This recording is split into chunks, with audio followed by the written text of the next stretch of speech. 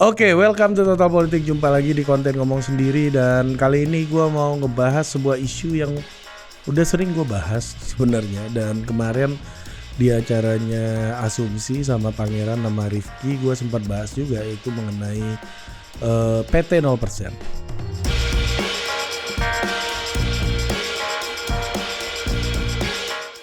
Oke, ini menjadi bahasan gue beberapa waktu belakangan ini di beberapa konten, tempatnya Pangeran di Asumsi, terus di Detik juga sama Rocky Gerung. Gue juga sempat ngebahas isu ini, yaitu soal PT 0%, PT 0.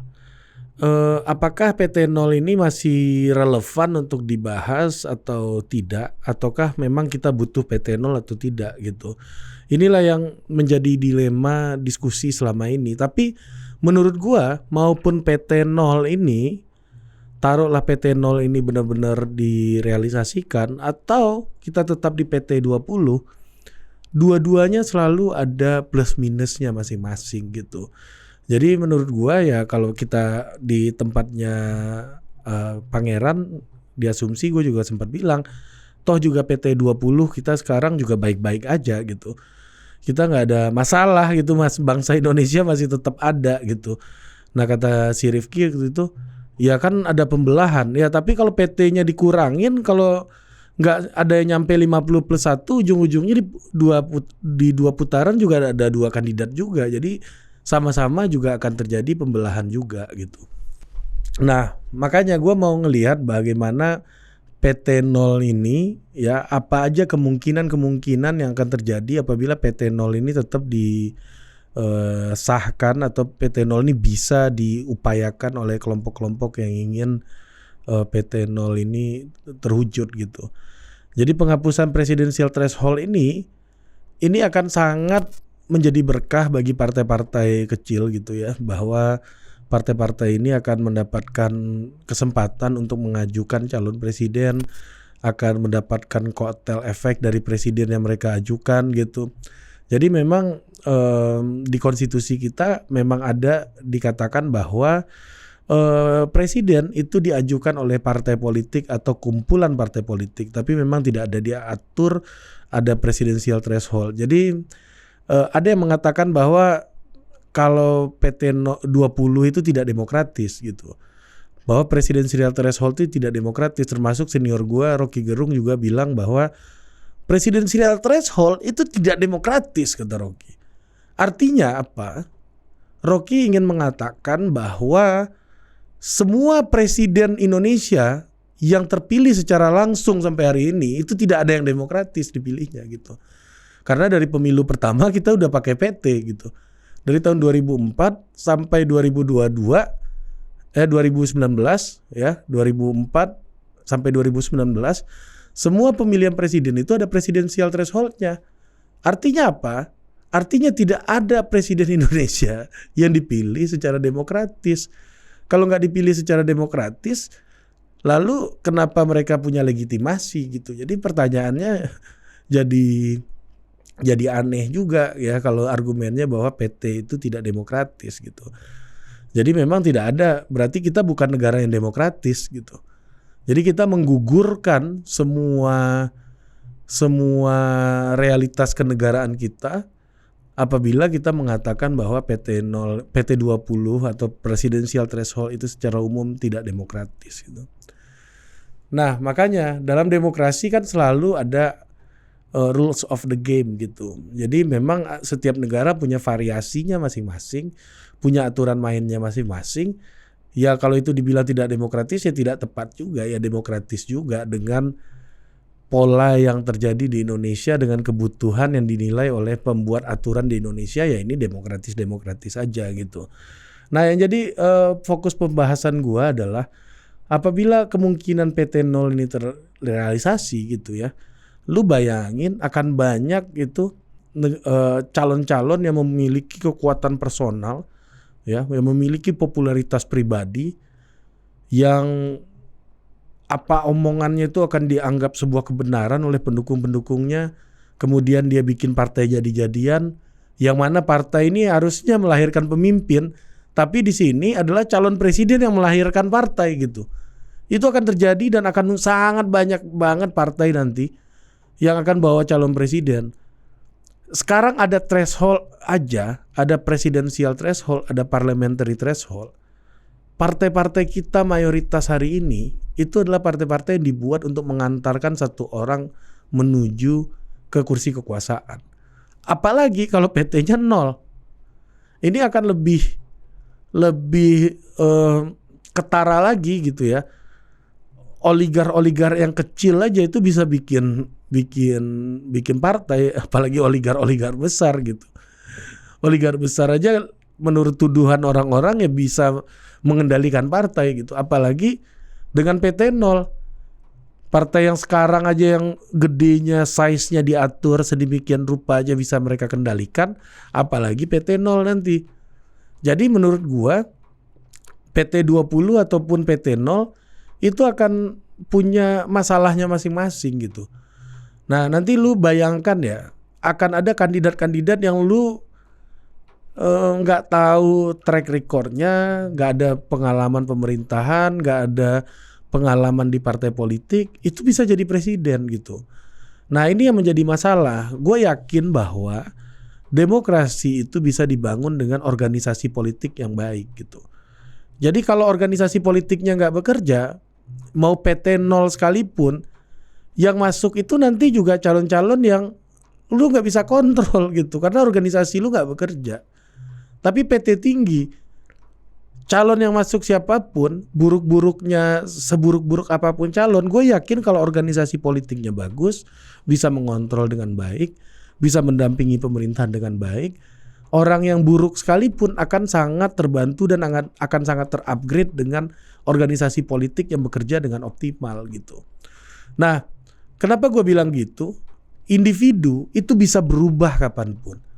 Hasrat berkuasa, ya, desires of power dari individu itu bisa jumlahnya sangat tidak terbatas. Bahkan jumlahnya tidak bisa lu prediksi gitu.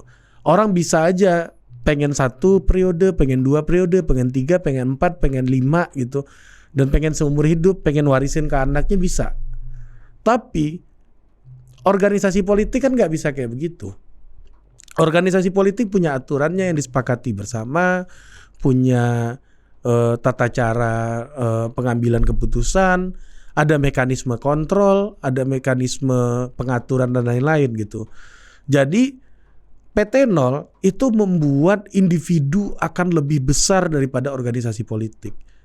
Karena apa? Karena individu bisa melahirkan organisasi politik yang bisa disetting sesuai dengan keinginannya gitu. Karena PT-nya 0. Tapi dengan situasi sekarang gitu, PT 20 gitu, partai-partai yang ada ini, walaupun taruhlah Pak Jokowi sehebat apapun gitu bagi pendukungnya gitu, mau nggak mau dia ketemu Bu Mega juga harus bernegosiasi gitu. Kalau gue nggak bilang, kan nggak mungkin gue bilang Pak Jokowi nurut sepenuhnya sama Bu Mega juga, gue nggak yakin gitu. Tapi dia harus bernegosiasi karena ada check and balances antara keduanya gitu. Nah, jadi makanya menurut gue yang jauh lebih penting adalah bagaimana memastikan mekanisme partai ini betul-betul transparan, betul-betul bisa kita cek prosesnya seperti apa. Misalnya keluar nama Prabowo Subianto gitu misalnya, jadi calon presiden dari koalisi A gitu. Kita bisa tahu kenapa nama itu yang disepakati gitu. Itu harus partai-partai punya kewajiban etis gitu untuk menjelaskan itu kepada publik. Kenapa nama Sandiaga Uno yang diajukan tiba-tiba muncul menjadi cawapres? Koalisi ini punya tanggung jawab etis gitu. Jadi gue gak kebayang ya kalau PT 0 pun seandainya partai-partai ini nanti bisa mencalonkan presiden semuanya, tapi kalau pencalonannya ujung-ujungnya juga tanda tangan ketua partai, ya, yang lu nggak tahu dari mana nama itu berasal, apa argumennya nama itu keluar, juga sama aja akan jadi masalah. Bedanya apa? Bedanya kalau PT 0 calon yang nggak jelasnya lebih banyak, kalau PT 20 kayak sekarang calon nggak jelasnya lebih sedikit. Tapi sama-sama calon gak jelas dua-duanya gitu. Nah jadi problemnya bukan merubah jumlah PT-nya menurut gua, karena di setiap parliamentary threshold gitu ya, di setiap presidential threshold, di setiap persyaratan itu ada konsekuensinya masing-masing. Tapi problem utamanya adalah bagaimana ketidakjelasannya ini dibuat menjadi jelas gitu. Banyak mekanisme, misalnya primary. Apa yang dicontohkan oleh Partai Nasdem kemarin sebenarnya sudah mendekati bagaimana sebuah partai modern bekerja gitu. Tapi masalahnya adalah Partai Nasdem nggak bisa calonin satu kandidat sendiri karena secara threshold nggak cukup. Harusnya yang dia lakukan kemarin adalah bagaimana caranya membangun kesepahaman koalisi dulu, membangun dialog koalisi dulu, kemudian melakukan penjaringan nama secara terbuka juga gitu. Seperti halnya yang mereka lakukan kemarin gitu. Nah, jadi memang mekanisme membuat nama dari tidak ada menjadi ada ini yang jadi problem. Kita nggak tahu alasannya kenapa nama itu diajukan. Kita nggak tahu alasannya kenapa nama ini yang muncul. Kenapa harus ketua partai yang maju. Kita nggak tahu alasannya. Gue rasa itu yang menjadi problem utama gitu. Bukan jumlah PT-nya. PT 0 pun masalah itu juga bisa terjadi. Lu bayangin nanti ada 20 capres misalnya. 20-20-nya lu gak tahu gitu itu dari mana asalnya. 20-20-nya lu gak tahu bagaimana mekanisme munculnya nama itu gitu. Ya sama aja kayak sekarang misalnya ada 3 capres. 3-3-nya lu juga gak tahu namanya dari mana gitu. Jadi problem kita itu hari ini adalah pembenahan organisasi politik kita gitu. Jadi bagaimana organisasi politik ini bisa bekerja dengan optimal, bisa melahirkan pemimpin, bisa memberikan perubahan gitu ya. Jangan sampai kalau PT 0 banyak orang-orang kuat akhirnya dia bikin partai, dia berkuasa, partainya kemudian di pemilu berikutnya menjadi lebih besar karena dia berkuasa gitu, menguasai parlemen ya. Kemudian dia bisa tambah kekuasaannya jadi 1 periode, jadi tambah 2, tambah 3, tambah 4, tambah 5 gitu. Seperti yang terjadi di berbagai macam negara, misalnya kayak di Turki. Erdogan bisa ngubah konstitusi dari parlementer jadi presidensial, masa jabatannya diperpanjang. Putin pun juga gitu, sampai 2034 masih bisa jadi presiden di Rusia gitu. Jadi itu yang disebut dengan the era of autocracy gitu. Jadi mulai kepercayaan publik kepada autokrasi itu muncul gitu. Jadi subjek-subjek atau personal-personal, individu-individu itu menjadi lebih besar daripada organisasi, sehingga organisasi itu tidak bisa kontrol bagaimana individu ini bekerja gitu. Jadi kalau melihat gejala demokrasi di seluruh dunia hari ini, gua itu terus terang gua agak takut dengan apabila PT 0 itu kejadian gitu. Karena memang terjadi upaya untuk mengambil alih demokrasi dengan membuat partai jadi-jadian gitu misalnya. Ya kan, bagaimanapun partai politik ini harus menjalankan fungsi-fungsi kelembagaan gitu. Maksudnya gini, individu itu kan gak ada aturannya. Individu bisa salah, tapi organisasi itu gak bisa salah. Karena organisasi itu punya aturan, punya mekanisme, punya check and balances gitu. Organisasi bisa salah, tapi organisasi tidak bisa salah, tapi juga bisa tidak bekerja gitu. Yang masalahnya adalah organisasinya nggak bekerja gitu. Kalau organisasi salah benar sih gua kira enggak lah ya, karena itu semuanya kesepakatan gitu. Dan ada mekanismenya gitu, ada aturannya, ada tata caranya. Kalau individu tuh lu nggak bisa kontrol, dia bisa ambil alih semuanya, ya. Hasrat individu itu tidak terbatas gitu. Sementara organisasi membuat semuanya terdistribusi, membuatnya semuanya terbagi dan membuat semuanya tertata dan juga terkontrol. Jadi itu yang membedakan organisasi sama individu. Nah, yang membuat gua sangat khawatir adalah politik kita, politik di Indonesia dan di dunia ya, banyak tempat itu membuat kekuatan individu ini lebih besar daripada organisasinya, kekuatan individu lebih besar daripada partainya, kekuatan individu lebih besar bahkan daripada negaranya gitu. Di Indonesia lu lihat deh, misalnya isu perpanjangan 3 periode, orang itu masih nunggu presiden itu ngomong mau lanjut 3 periode atau enggak gitu. Kenapa lu mesti nunggu presiden ngomong? Karena di konstitusi kan udah jelas 2 periode. Tetapi yang jelas, konstitusi kita sudah jelas. Kita harus taat, harus patuh terhadap konstitusi. Ya. Udah jelas gitu aturannya.